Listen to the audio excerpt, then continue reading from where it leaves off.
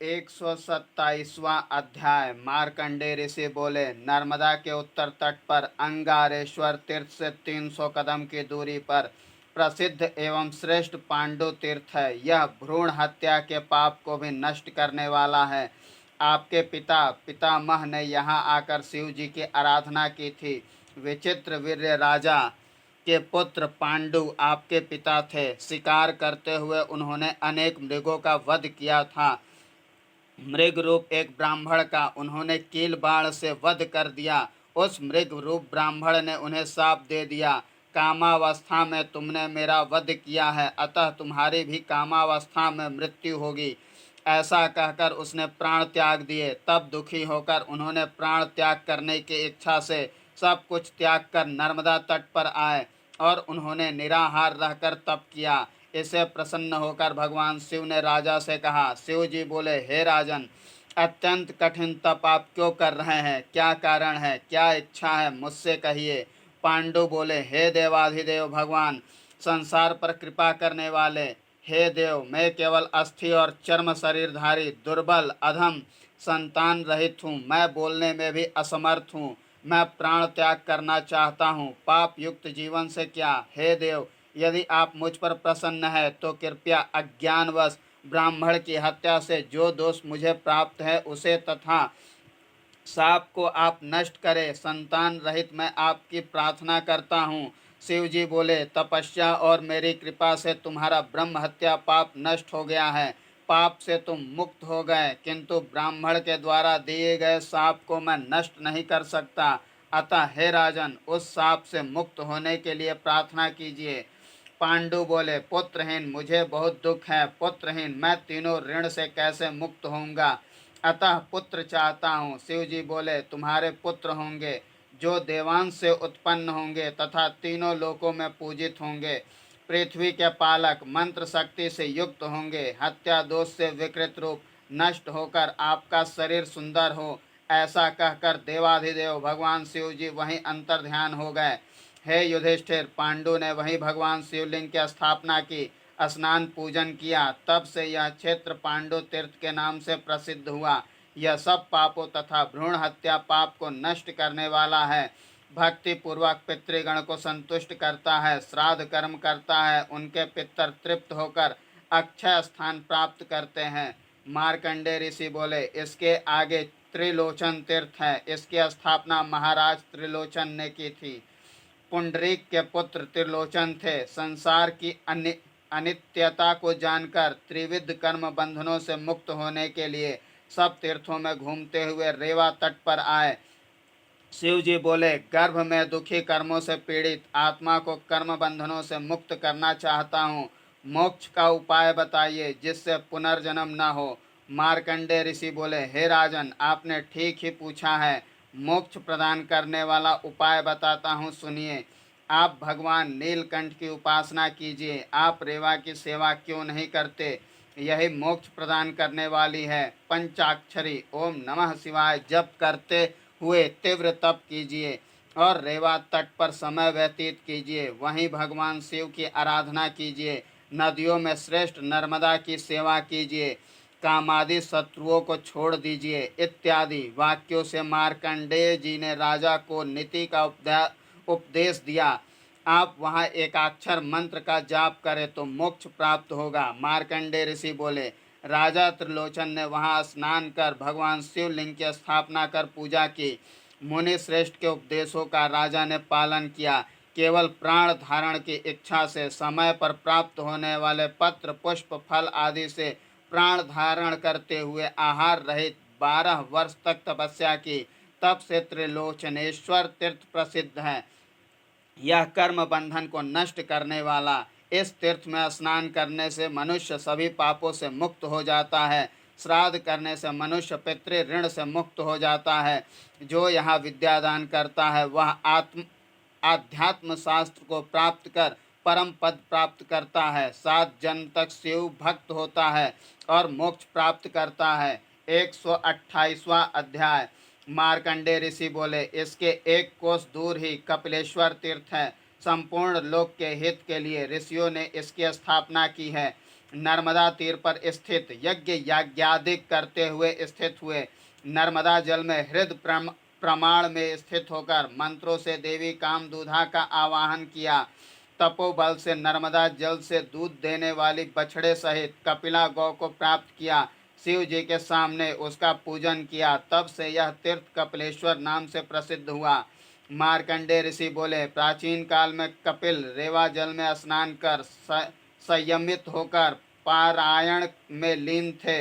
वहां पर उन्होंने शिव और पार्वती का अभिषेक और पूजन करके वेद आदि शास्त्रों का पारायण कराया। इससे वे 3 वर्ष में ही शिव कृपा से सिद्ध हो गए और अल्प समय में महादेव के गढ़ हुए। तभी से इस तीर्थ का नाम कपिलेश्वर हुआ। इस तीर्थ पर जो ब्राह्मण को कपिला गाय देते हैं वह देह त्याग के बाद विष्णु लोक को जाता है। उसके बाद रोमों की संख्या के बराबर 1000 वर्षों तक स्वर्ग में रहता है। इसके बाद मनुष्य लोक में जन्म लेकर वेद विद्या पारंगत व्याधि शोक रहित 100 वर्ष जीता है। जो यहाँ जल में द्रुपदा का पाठ करता है वह शुद्ध हो जाता है। गायत्री मंत्र के जाप से सभी पाप नष्ट हो जाते हैं। मार्कंडेय ऋषि बोले, इसके पश्चात 1 कोस की दूरी पर कुंभ कम्बुकेश्वर तीर्थ है। इसके दर्शन मात्र से संपूर्ण पाप नष्ट हो जाते हैं। प्राचीन समय में हिरण्यकश्यपु बलवान दैत्य था। वह सबसे अवध्य था और तीनों लोकों में प्रसिद्ध था। उसका तेजस्वी पुत्र प्रहलाद हुआ। वह परम वैष्णव भक्त था। भगवान विष्णु की कृपा से उसे राज्य प्राप्ति हुई। प्रहलाद का पुत्र विरोचन और विरोचन का पुत्र बलि हुआ। बलि का पुत्र बाण और बाण का पुत्र संबर हुआ। इस संबर के ही कुल में कंबु नाम का महासुर उत्पन्न हुआ।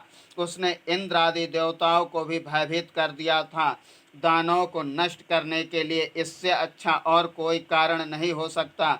ऐसा सोचकर कंबु अपने बांधवों को छोड़कर भगवान शिव जी के शरण में गया। मौन होकर तप करने लगा। अक्ष सूत्र धारण कर, दंड मुंड और मेखला वलकल धारण कर, साग फल का आहार लेते हुए स्नान कर नर्मदा जल में स्थित होकर हजारों वर्ष तक महादेव जी की आराधना करने लगा। इससे देवाधिदेव महेश्वर प्रसन्न हुए और दानवराज से गंभीर वाणी में बोले, हे कंबु, तुम्हारी तपस्या से मैं प्रसन्न हूँ। व्रतों में श्रेष्ठ मौन व्रत है और यह सब सिद्धि प्रदान करने वाला है। हे भद्र, जो आपके मन में है वह वरदान मांगिए। कंबु बोला, हे देवेश, यदि आप प्रसन्न है तो मुझे यह वरदान दीजिए कि मैं अवध्य होकर स्वेच्छा से विचरण कर सकूं। दैत्य दानव युद्ध में अपलायन न भागते हुए गदाधर भगवान विष्णु से ही भय होगा, अन्य से नहीं। शिव जी बोले, हे दानव, जहाँ तुम मेरे समीप रहोगे वहाँ विष्णु का भी भय नहीं होगा। अतः भय रहित होकर यहाँ निवास करो। शंख चक्र धारण किए हुए विष्णु से मैं ही श्रेष्ठ हूँ, अन्य कोई नहीं। इसलिए श्रेष्ठ होकर सब लोगों का हित करते हुए द्रोह द्वेष को जीतकर दैत्य सबके प्रति मैत्री भाव रखते हुए चिरकाल तक निवास करोगे। ऐसा कहकर भगवान अंतर्ध्यान हो गए। मार्कंडेय ऋषि बोले, उस तीर्थ क्षेत्र में भगवान के अंतर्धान होने पर कंबुक ने भगवान शिवलिंग की स्थापना की और उनकी आराधना कर शिवलोक को गया। तब से कंबु तीर्थ प्रसिद्ध हुआ। इसके पश्चात बहुत समय बाद मध्य देश में दुर्भिक्ष से पीड़ित सौम्य काष्ठा में रहने वाले धैर्यवान कुछ महर्षि थे। वे पुत्र शिष्य भार्या सहित एक तीर्थ से दूसरे तीर्थ तक काल से दुखी होकर घूम रहे थे। रेवा तट को पुण्य पवित्र दुर्भिक्ष रहित पाप रहित सुनकर, हे राजेंद्र, वे लोग कुटुंब सहित माता नर्मदा के तट पर आए। स्नान ध्यान जप अर्चन से समय व्यतीत करने लगे। एक समय खेलते हुए बालकों ने नर्मदा के पवित्र तट पर कुंभकों, शंखों को, सीपियों को इधर उधर से इकट्ठा कर देवालय के रूप में बना दिया और पत्र पुष्प से पूजा करने लगे। कुछ गाने लगे, नृत्य करने लगे और इसके बाद अपने आश्रम में शंख और सीपियाँ ले जाने लगे। जैसे ही सीपी से बनाए गए मंदिर को तोड़ने लगे, तभी एक अद्भुत दृश्य देखा। वहाँ शंखों से महाशिवलिंग बन गया है। तब उन्होंने अपने पिता तथा ऋषियों से निवेदन किया।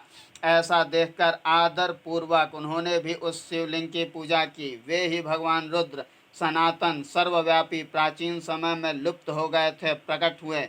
विश्वरूप भगवान वाहन गण आयुध सहित जिसमें लीन होते हैं, अतः उसे लिंग कहते हैं।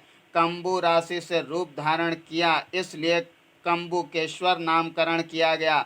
जो व्यक्ति कंबुकेश्वर शिव की आराधना करते हैं वे सब पापों से मुक्त होकर इच्छित फल को प्राप्त करते हैं। भक्ति पूर्वक पितृगण का तर्पण करते हैं, उन्हें अक्षय तृप्ति प्राप्त होती है। कंबु तीर्थ में स्नान कर विधि पूर्वक भगवान शिवलिंग की आराधना करते हैं, उन्हें अग्निहोष्टोम यज्ञ के फल की प्राप्ति होती है। 129वां अध्याय।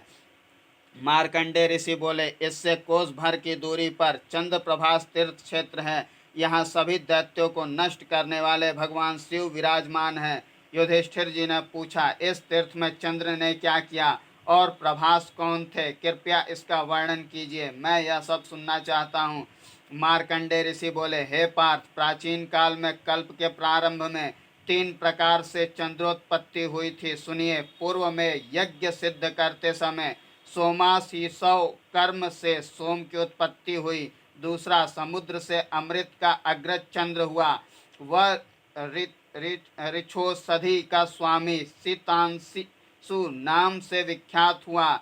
इसी वराह संज्ञक कल्प में अत्रि नेत्रों के मध्य से स्वयं साक्षात पितामह के समान उत्पन्न तीसरा चंद्र राजा हुआ। जैसे पहले था वैसा ही यह भी था।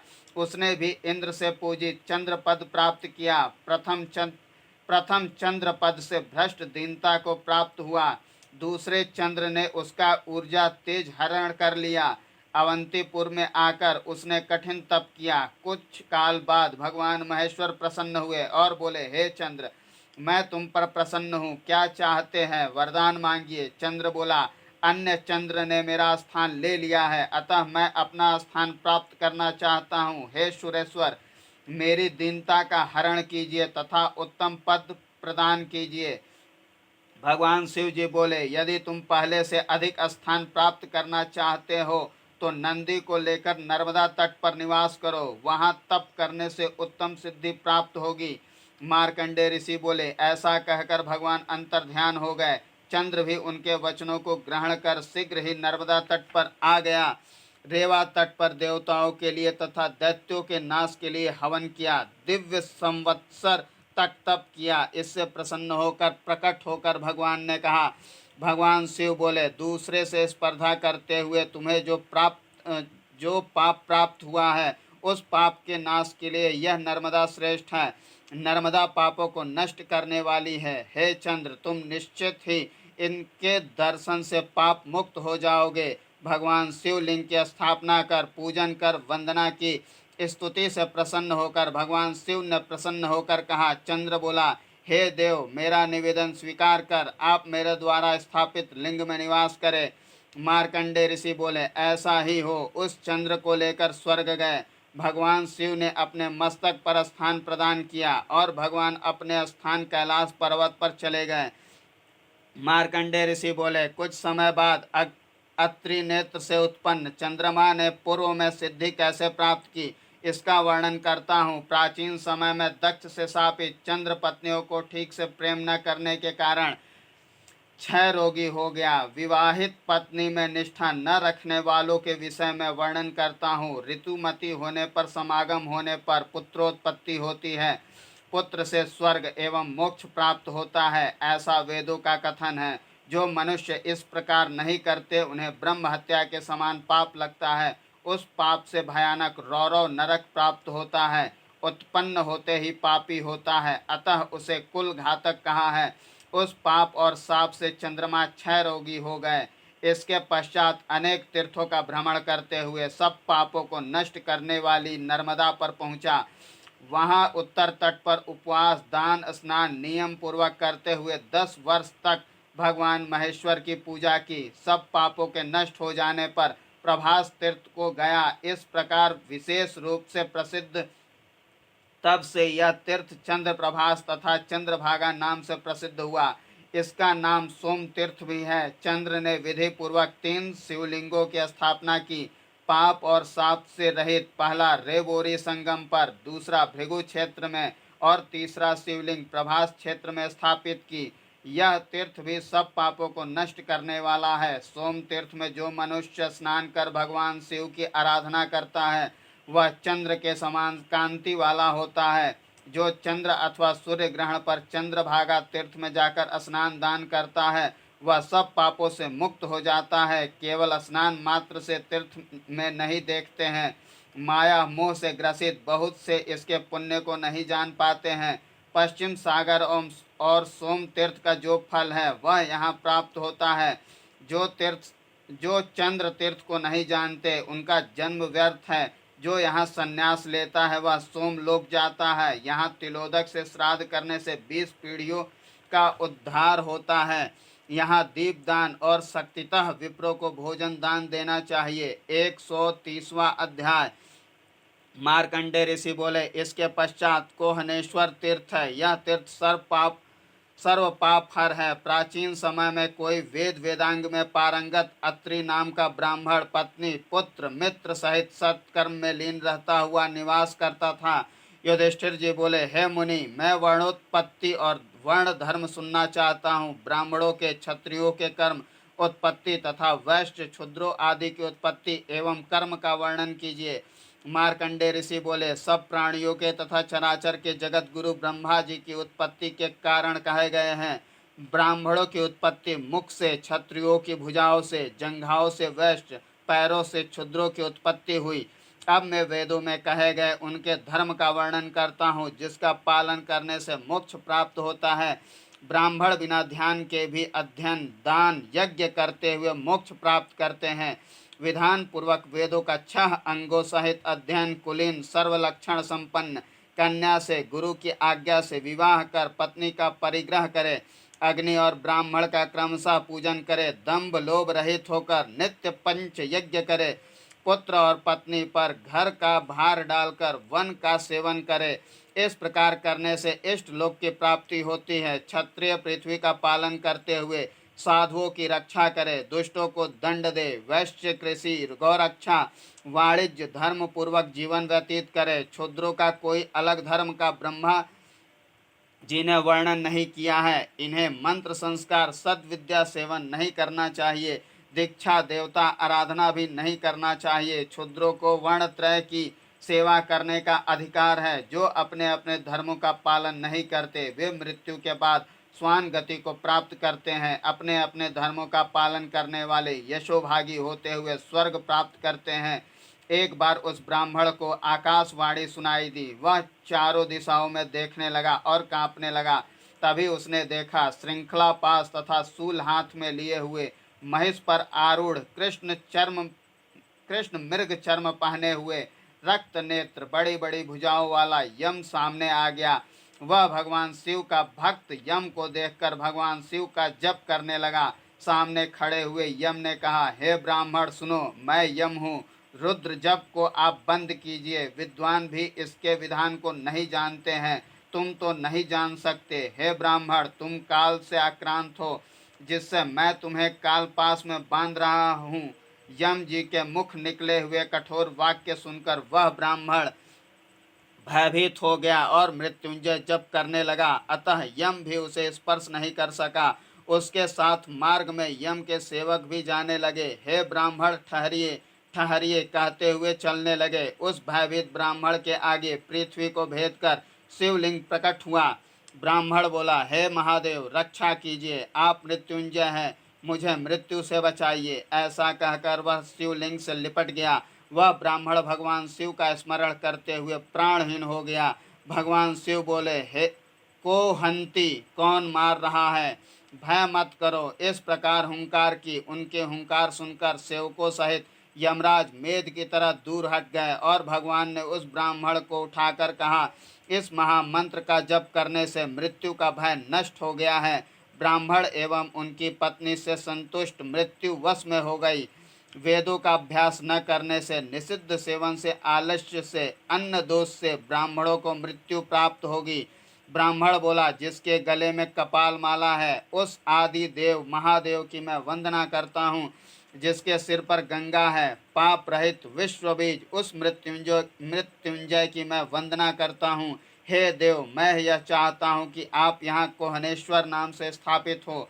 भगवान शिव बोले, हे विप्र, ऐसा ही हो, तुम्हारी इच्छा पूर्ण हो, पुत्र पौत्र की वृद्धि हो, अंत में शिव लोक को प्राप्त करो। इस स्तोत्र से जो मनुष्य मुझे संतुष्ट करता है उसके सभी पाप, मृत्यु, दुख आदि नष्ट हो जाते हैं। मार्कंडे ऋषि बोले, ऐसा कहकर भगवान शिव अंतर ध्यान हो गए। तब से यह तीर्थ कोहनेश नाम से प्रसिद्ध हुआ। यह सब पापों को हरण करने वाला पुण्यप्रद सब तीर्थों में श्रेष्ठ है। इस तीर्थ में जो मनुष्य स्नान कर भगवान शिव की आराधना करता है उसे अग्निहोष्टोम यज्ञ का फल प्राप्त होता है। इस तीर्थ पर अग्निपात से, जल समाधि से जो प्राण त्याग करता है वह यम लोक नहीं जाता और आग्नेय या वारुण लोक में जाता है।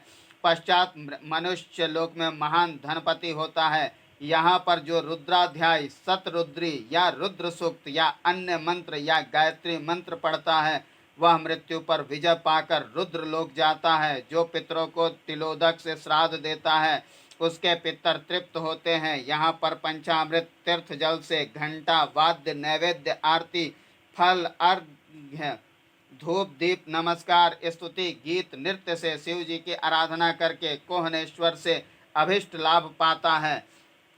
131वां अध्याय। मार्कंडे ऋषि बोले, इसके बाद नर्मदा के दक्षिण तट पर इंद्रेश्वर तीर्थ है। यह कपालेश्वर से 1 कोस दूर है। युधिष्ठिर जी बोले, हे महामुने, नर्मदा तट पर इंद्र ने तप क्यों किया, यह मैं जानना चाहता हूँ। धर्मपुत्र युधिष्ठिर के वचन सुनकर पुरातन इतिहास के बारे में कहा। मार्कंडे ऋषि बोले, वृत्तासुर का वध कर जाते हुए इंद्र को विश्वास दिलाकर रात दिन विश्राम न कर अपने गंतव्य की ओर चले। वृत्तहा दिव्य यान से जहाँ जाते देवताओं के साथ वहाँ भी ब्रह्म हत्या साथ नहीं छोड़ती। ब्रह्म हत्या, सुरापान, चोरी, इनके पाप की निवृत्ति हो सकती है किंतु विश्वासघाती की नहीं। इंद्र इस प्रकार के वाक्य सुनकर अत्यंत दुखी हुए। राज्य, पुत्र, पत्नी, धन को छोड़कर देवताओं के साथ वन को चले गए।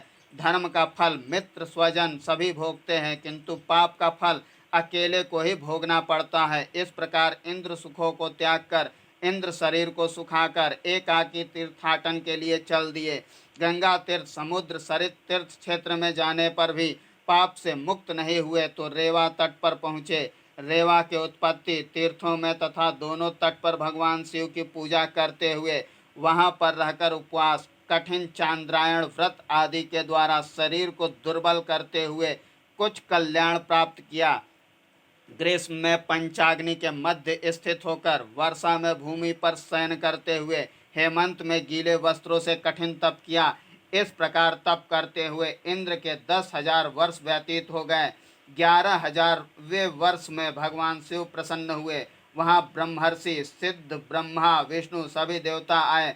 देवता ऋषियों सभी को आया हुआ देखकर प्रणाम कर बृहस्पति ने कहा। बृहस्पति जी बोले, वृत्तासुर वध से प्राप्त दोष आप लोगों की आज्ञा से शिव विष्णु भी इंद्र को वृत्त हंता मानकर पाप का कारण मानते हुए सभी तीर्थों में घूमते हुए भी ब्रह्म हत्या के पाप से मुक्त नहीं हुआ।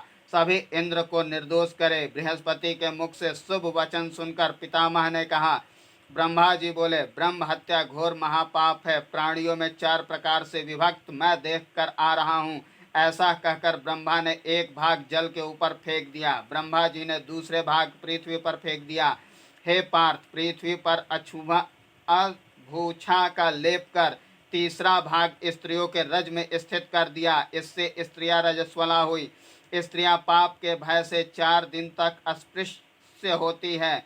दो दिन तक वार्तालाप के अयोग्य, अस्पृश्य 3 दिन तक, 4 दिन तक पितृदेव देवादि कार्यों में वर्जित की गई है। 5वें दिन पितृकार्य तथा देव कार्यों के लिए योग्य होती है। चौथा भाग का विभाजन कर कृषि, गौरक्षा, वाणिज्य, वैश्य कार्य, सेवा, क्षुद्र का कार्य बताया। इस प्रकार विभक्त किए गए भाग वाले ब्रह्म हत्या के से विमुक्त देव की सब ने प्रशंसा की। तभी सभी देवता, ऋषि आदि प्रसन्न हुए। नर्मदा तीर पर इंद्र के द्वारा किए गए हवनादि कर्म से संतुष्ट महेश्वर ने वरदान मांगने के लिए कहा। इंद्र बोला, हे देव, यदि आप संतुष्ट हैं तो मैं यहाँ आपको स्थापित करना चाहता हूँ। आप यहाँ स्थित हो। मार्कंडेय ऋषि बोले, मेरा पाप शांत हो, मेरी सदा जय हो। ब्रह्म हत्या को हरण करने वाला, सभी देवताओं से पूजित इस तीर्थ में जो मनुष्य स्नान कर तर्पण करता है तो पितृगण अक्षय तृप्ति को प्राप्त करते हैं। महापापी भी सब पापों से मुक्त हो जाता है। 132वां अध्याय। मार्कंडेय ऋषि बोले, इसके पश्चात इंद्रेश्वर से 3 कोस दूर बालुकेश्वर तीर्थ है। गोदावरी से लौटते समय मैंने द्वितीय बालुका में शिवलिंग की स्थापना की और वहां 2 मास तक निवास किया। मैंने एक शिवलिंग पूर्व में स्थापित किया था, दूसरा बालुका में निर्मित किया। यह तपस्या के द्वारा सब पापों को नष्ट करने वाला है। वहां 2 मास तक स्थित रहकर भगवान महेश्वर की स्थापना की और बालुकेश्वर की पूजा की। वह मुनि शिष्य सहित तपोवन में गए। तब से यह बालुकेश्वर तीर्थ प्रसिद्ध हुआ। यहाँ पर स्नान कर तिलोदक से पितृगण को तर्पण करते हुए उनके पितृगण अक्षय तृप्ति को प्राप्त करते हैं। रात्रि जागरण कर उपवास करते हुए विधि पूर्वक बालुकेश्वर की आराधना करते हैं, उन्हें शिवलोक की प्राप्ति होती है। मार्कंडेय ऋषि बोले, इसके 1 कोस बाद देव तीर्थ है। यहाँ पर कृष्ण आदि देवताओं ने पाप पर इंद्र की विजय के लिए शिव जी की स्थापना की थी और इंद्र के शुद्ध हो जाने पर अभिषेक किया था और उत्सव मनाते हुए इंद्र लोग गए थे। भुक्ति मुक्ति प्रदायक तीर्थ है। विधि पूर्वक श्राद्ध करने से पितृगण अक्षय तृप्ति को प्राप्त करते हैं। दीपदान से पाप का नाश होता है और ब्राह्मण भोज से सभी पापों से मुक्ति मिलती है। मार्कंडेय ऋषि बोले, इसके पश्चात 1 कोस दूर शक्र तीर्थ है। इसकी स्थापना शक्र ने की थी। युधिष्ठिर बोले, जम्ब नामक दैत्य कौन था, यह सब जानने की इच्छा है। मार्कंडेय ऋषि बोले, जम्ब नामक दैत्य ने 60,000 वर्ष तक कठिन तपस्या की। इससे भगवान ब्रह्मा प्रसन्न हुए, उसे वांछित वरदान दिया। वरदान प्राप्त कर सर्वत्र विजय प्राप्त की। उसने देवलोक तथा इंद्र पर भी विजय प्राप्त की। तब इंद्र ने रेवा तट पर तपस्या की। जम्ब दैत्य के नाश के लिए भगवान शिव से प्रार्थना की। इंद्र की तपस्या से प्रसन्न होकर भगवान शिव ने कहा, मैं तुम्हारी तपस्या से प्रसन्न हूँ, वरदान मांगिए। इंद्र बोले, हे महादेव, आपको नमस्कार है। मैं शत्रुओं से पराजित हो गया हूँ। जृंभ दैत्य ने मेरे राज्य का हरण कर लिया है। उसने देव दानव मनुष्य सबको दुखी कर दिया है। हे देव, यदि आप मुझ पर प्रसन्न है तो जृंभासुर के वध के लिए वरदान दीजिए। भगवान शिव बोले, हे सुरश्रेष्ठ, ऐसा ही हो जैसा आप चाहते हैं। शीघ्र ही तुम जंभासुर का वध करोगे। ऐसा कहकर भगवान शिव अंतर्ध्यान हो गए। वहां पर इंद्र ने अपने नाम से शिवलिंग की स्थापना की। पूजन कर अपने स्थान को चला गया। शक्रेश्वर शिवलिंग पुण्यप्रद, सब पापों को नष्ट करने वाला विजयप्रद है।